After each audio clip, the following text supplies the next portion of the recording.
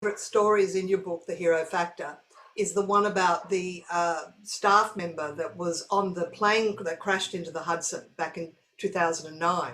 Oh, yeah. And he decided, out of his own care for his colleagues, that he would, even though he had 5 hours in hospital being treated for hypothermia because he ended up swimming in the Hudson and being picked up and having to go to hospital, to reassure his colleagues that he was okay, he called by the office, and all his boss could say was, well, are you going to Michigan next week? Because there was a big deal.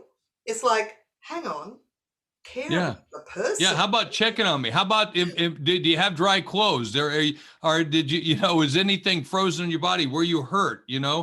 Those should have been the kind the first thing was probably maybe even a big hug, quite frankly, even in, maybe sometimes in some cultures inappropriate, but I mean, I love that, and yet the first thing out of that supervisor's mouth was, are you going to make it next week to Detroit? I think it was, or Michigan. And so, yeah, I when I heard that story for the very first time, Dave Sanderson, who was the last civilian off that flight, I almost started crying. It was just, I mean, I'm still emotional about it right now because it just makes you feel bad, because here was a guy, who the plane crashed. He had to climb out on the wing.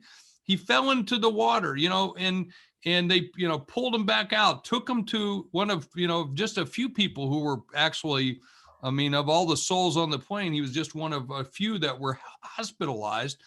And yet no calls from his employers, nobody picking him up at the airport other than his family, nobody waving, I would have think they would be, oh my gosh. It'd be, to me, it would have been like who was the guy, Tom Hanks in the movie where he was on the desert island and they finally bring him back.